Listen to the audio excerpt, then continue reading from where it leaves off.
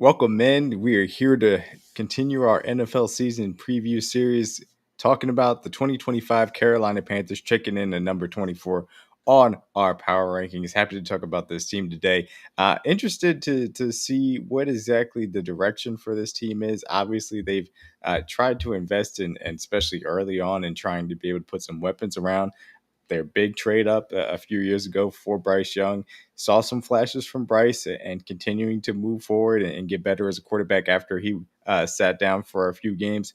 And so now we get into an operation in which hopefully he can continue that momentum from last year. And again, I think this is a team that is pointed slightly upwards. I would not say they were straight up in the air, but it is pointed in the right direction for what the Panthers are trying to build as well. And we could talk about kind of where the head coach and front office stands amongst the National Football League as well. And Dave Canales, I would have to give like a D as far as head coaches in the National Football League. I don't think there's anything particularly special about him. I do think you've seen some solid things carry over from where he initially got the job for the Tampa Bay Buccaneers, coming off of his good work as offensive coordinator for the Tampa Bay Buccaneers, trying to carry some of that stuff over to help out Bryce Young.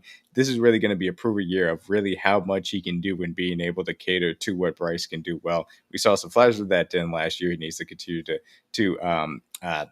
I should say he needs to continue that now coming into this season as well. And as far as the front office is concerned, I think it's a C plus. I think I like what they've done recently to be able to build out some aspects of the team. I certainly like their 2025 draft as well. Now it's about, hey, can you make those one or two pieces that can put you over the top? And really, it's about the investment in the offensive line specifically to keep Bryce Young healthy. So we'll go ahead and get into it a little bit to talk about specifically this offseason in review. All right, so let's talk about what the Panthers have done to try and continue to add to this roster. And so we'll talk about first what they ended up losing. Miles Sanders signed to that big contract after his breakout season with the Philadelphia Eagles. Did not obviously end up panning out as far as that is concerned. Jadeveon Van Clowney, obviously veteran edge rusher, currently a free agent, ended up moving on. Shaq Thompson moves on from the second level of the linebacking room. I can't say that's a massive loss for the level of play in which he brought last year. Dane Jackson also lost from the DB room. As far as additions to this Carolina Panthers 2025 team, Turk Wharton signed to a sizable contract coming over from the Kansas City Chiefs, in which he's continued to grow as a player from UDFA, continue to be kind of a late down pass rusher kind of specialist, and then eventually grew into really being a three-down player for the Chiefs last year, and the Panthers cashed in with Tershawn Wharton. Trayvon Morag coming over from the Las Vegas Raiders, trying to add to that safety room, trying to be able to be a difference maker in the back end. Patrick Jones adding to the edge rush element of this defense. Bobby Brown bringing some beef to the middle of this Carolina Panthers defensive line, and Rico Dowdle coming off of a solid season for the Dallas Cowboys to be able to try and add to the running back depth here. And then as far as their draft is concerned, like I said, I like some of the swings that they ended up taking. Tetairoa McMillan, Arizona wide receiver, was my personal wide receiver 2 in the class. I thought that he, had the frame, the size, and the speed to be a guy that actually could grow into a true number one wide receiver in the National Football League. Not that level walking in day one, but I do think he is going to clearly be the wide receiver 1 on this football team as far as that is concerned. And I like how he pairs with Bryce Young. We'll get into that a little bit later on. Nick Gordon out of Texas A&M, kind of a boomer bust prospect that they're expected to try and develop. I like the swing. Same thing for Bryce McMillan coming out of Ole Miss. I like some of the things that he was able to put on tape as well as an edge rusher. Trevor Etienne coming over to try and add to this running back depth again, I think makes sense behind Chuba Hubbard as a starter. Lathan Ransom adding to the back end as a safety. Understandable for depth, the special teams player, and Jimmy Horn Jr., speaking of special teams, makes a lot of sense to be able to add to the dynamic aspect of the return game. Certainly what he brought to Colorado, and we'll see if he continues to grow into more. But shout out to Jimmy Horn Jr. I think he makes a lot of sense for this football team too. So that was the offseason review. Now let's get into Bryce Young.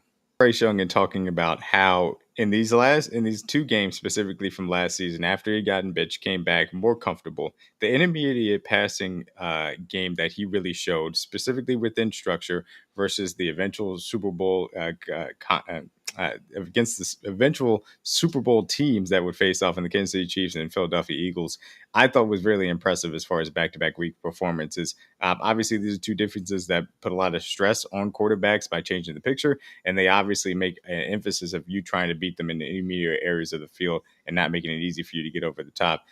Bryce Young was able to be consistently accurate versus both of these teams. And we also threw a little bit of Todd Bowles and the Buccaneers defense in there that obviously struggled, but is always a defense that some young quarterbacks will also struggle with if they're not prepared from a mental standpoint. And that's the thing that I want to emphasize with Bryce Young. He was not personally my quarterback one. I did prefer CJ Stroud. He does have physical limitations. I don't think he has an exceptional arm. Obviously, the physical stature is a question mark, but it was always for me, can you keep him healthy and upright long enough for him to have the mental processing of his game catch up and make up for some of those physical limitations? Because he's got a good enough arm to be able to deliver the ball. He is really accurate as well. Once he got the timing down and understood how to attack defenses, that's some of the things that we started to see to end last year. That mental processing starting to catch up, put him in a good position to succeed. And now Dave Canales can kind of highlight some of those things as well. So I want to see continued development from this standpoint. Is he ever going to be obviously a top 5, 6, 7 guy in the league? I think that's a bit much. Can he be a top 12 guy if he continues from a mental processing standpoint on this level? I think that is possible. Right now, I have him ranked 24th in the league in my quarterback tiers, but he has upside for more. And if he finishes or if he starts next year, certainly the way that he ended last year, then he'll start to climb from that standpoint. Let's talk about the offensive surroundings that will help try and get Bryce Young to higher up in those quarterback tiers. So let's talk about this offense and break it down. As far as what they've been able to put around Bryce Young, you kind of see the vision for the things that make sense. And it starts with that Tetairoa McMillan pick out of Arizona. The ability to be a big ball winner down the sideline, also with some size, I should say some size, a significant size and speed element to his game. I think he has a little bit more polish than people give him credit for. So him on the outside, alongside with Xavier Legette, who obviously had some issues as far as being able to bring the ball down with his hands last year. If he could improve upon those things, it was a big. The slot position is going to be interesting. Hunter Renfrow really never really got his feet under him as far as the training camp preseason is concerned. Jalen Coker really came on last year as an undrafted free agent for this team as well. Now you add in the Adam Thielen element that has been here last year and kind of helped out Bryce Young go throughout this process as a veteran presence too, really as a wide receiver one down the stretch last year. Does he stay? Do they end up moving on from him? Going to be something to watch as we get down to cut down day. Jalen Coker, in my opinion, still can be the best, slot option for them as far as wide receiver 3 is concerned. And Adam Thielen can be more of the veteran in the background to help out. It's going to be a real question to see where they end up along those lines. Running back wise, they obviously extended Chuba Hubbard. I think this is a solid room. Rico Dowdle, again, good backup. Trevor Etienne has some, speed to him, and we'll see how he continues to try and pair with those other guys. But definitely Hubbard as a headliner, a real starting running back in the National Football League for sure, and rewarded as such. Andy Dalton to back up Bryce Young, nothing really to write home as far as that is concerned. Tight end's a little bit interesting, given some of the options that they have here. Tommy Trudell, JT Sanders, who they took out of Texas last year in the 4th round, Mitchell Evans, who they took this year. Where they decide to end up going and giving the snaps to is something to watch. And obviously blocking is going to be a big piece of this as well for Dave Canales' offense. And then you get to the offensive line. Iker Ekwomu, was a promising tackle coming maybe about 2 years ago, and then there feels like a little stagnation as far as his progression is concerned. Can he continue to get better is going to be a real question mark, because that is going to be the way in which they develop this offensive line. The rest of it is kind of a question mark. Taylor Borden is kind of iffy as far as a right tackle. They also signed Josh Jeman over from the Green Bay Packers, who had a little bit of upside, but didn't really see anything from him last year. Interior offensive line is a massive question mark with Damian Lewis, Austin Corbett, and Robert Hunt, who got a massive deal from Miami to come over and try and stabilize one of the guard spots. And I thought he's been okay and competent, but still nothing to write home about from that aspect. So can this offensive line improve is going to be a massive piece of where this offense ends up going. But McMillan, at the least, does upgrade the weapons surrounding Bryce Young. Let's go ahead and flip to the other side of the ball. Pertains to this defense, you got to start with the headliner. Being able to get back Derrick Brown, who missed all of last year due to injury, is going to be a massive piece of this, because he brings the run-stopping element. They had no shot versus the run last year, and adds in the ability to also pass rush as well. He is a true 3-down player, one of the more underrated young guys in the National Football League for an understandable reason, because he's in Carolina, because he missed last year. he is, really the best player on this defense. I know people are going to talk about JC Horn, who just got his extension. I would say he's even more proven than JC Horn personally. Bobby Brown brought over from the Rams to again add a little bit of beef and run stopping that this team really needed badly. Wharton again getting that big deal to pair with Derrick Brown really as that 4-eye hand in the dirt odd front defensive end type to be able to add to this defensive line, which I think is it's a good decision from that standpoint. Ashawn Robinson giving a little bit of depth, and then Cam Jackson at the nose tackle position as well.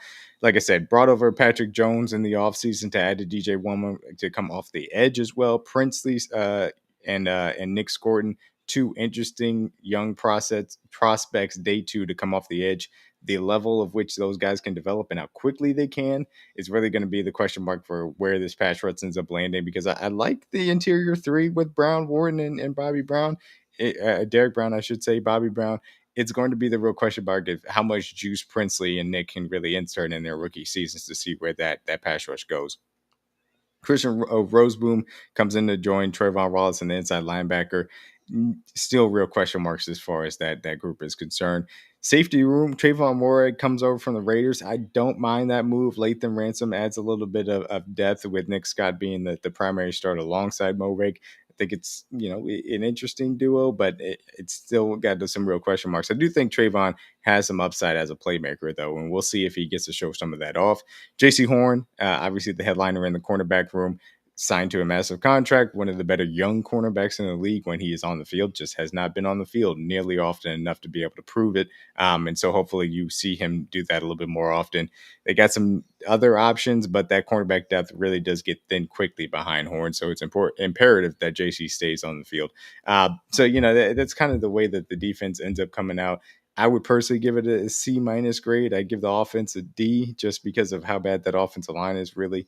And we'll see how this entire kind of roster can coalesce around Bryce Young, the quarterback, who we'll talk about right here. All right, so let's talk about Bryce Young, my breakout player for the Carolina Panthers this year. I do think the momentum that you saw from him last year can continue on as he goes into 2025. And we're going to give a little bit of a look here. And again, some more of those explosive plays that he was able to do under pressure. And I think that's really the thing that struck me watching back the tape was that he got a lot better in having answers to pressure when you're talking about Bryce Young, shorter stature, obviously has some limitations on his arm.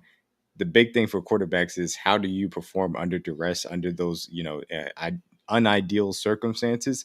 Bryce Young has to have answers for those aspects of it. And I think you saw that down the stretch that he really got better at being able to do so. And it's because the mental processing caught up. Him being able to operate within structure is certainly one thing, but being able to operate in structure and then beat the defense even when they get pressure, specifically for how this offensive line looks, is going to be the next step of his development. If he continues that on from next year, then I think he'll end up being within the top half of the league as far as quarterbacks are concerned. I really do like what I saw from him.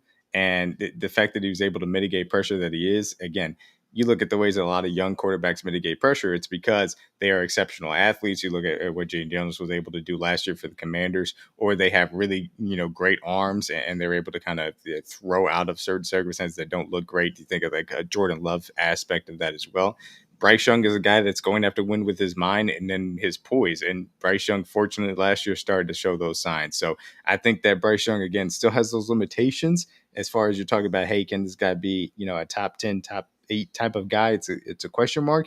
Can he get to top half of the league? I think certainly he's in the cards if he continues what he was doing last year, specifically from the standpoint of being able to mitigate pressure because of his mental processing being up to snuff. Let's go ahead and talk about my thing that's got me excited for this upcoming season. That also does involve Mr. Bryce Young. So look, the thing that's got me excited, I'm going to get right to preseason. I'm just going to show you the two catches that Tetairoa McMillan had during preseason, and things that got me excited, man. You see this first one, just a moon ball down the sideline, on target from Bryce Young. Understands that it's a one-on-one with McMillan on the outside. He's got the outside leverage, puts it perfectly over his right shoulder towards the sideline, and McMillan makes a great catch because he understands how to track the ball in the air, show those late hands that bring the ball in. I think that this is a really good pairing for Bryce Young because of his size, because of his ability to catch the ball, because of his ability to snag it out of the air. Bryce Young can really emphasize his mental processing to be ahead of the defense to find McMillan, and most importantly, his accuracy to be able to deliver the ball early, but also on time and in stride for McMillan to be able to make plays from that aspect. And I think that's a big thing, and why their pairing makes a lot of sense. He's a little bit more of a vertical wide receiver, not incredible on the horizontal plane, but there's enough there for them to be able to time things up. So the timing during preseason, I think you showed immediately that there was a nice little connection. The growth of that and how fast that ends up coalescing is going to be the thing that I'm going to be most excited to watch as far as the Carolina Panthers in 2025.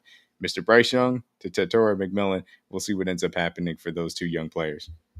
So things has got me concerned. I've already hinted at it a few different times, and there are other holes on this team, but it really is this offensive line. Like I said, Iko Kongwu had some I would say promise a few years ago, but it has not necessarily come together the way that I would have liked to seen.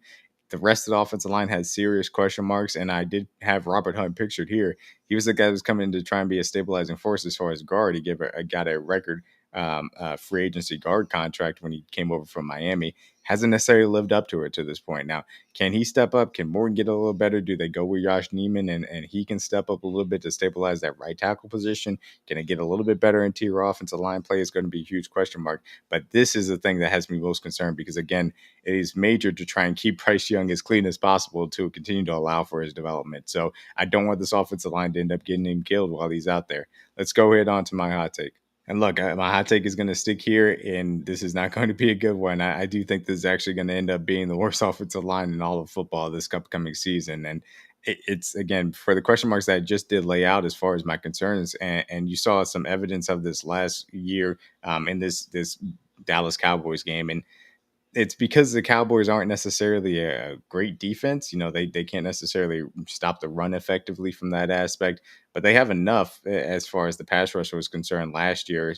Obviously, you saw Micah Parsons get that sack right there to still give some offensive lines problems. And this was one of the games in which he got put on the ground 5 different times. And you just can't give up 5 sacks. And watching it back, it was most of the time in which Bryce Young just simply didn't have a chance. And only but so much of his mental processing and getting better from that standpoint is ever going to be able to mitigate what the offensive line's problems are. That being said, we'll go ahead and wrap it up here with my prediction segment. And my bold prediction is that Jalen Coker ends up taking over the wide receiver 2 snaps as far as this upcoming season. I know that sounds blasphemous with Xavier Legette, obviously being a much more highly drafted player, but at a certain point, you got to trust the guy that is showing it. I think Coker was simply a better wide receiver down the stretch. I think they can overtake Adam Thielen from a better perspective. And ultimately, the fact that you have McMillan out there providing the size element, you need somebody that's going to get open underneath on a consistent basis for Bryce. And Coker has shown the ability to do that. Now, does it end up happening? I personally think it should. Is there politics at play? Certainly possible.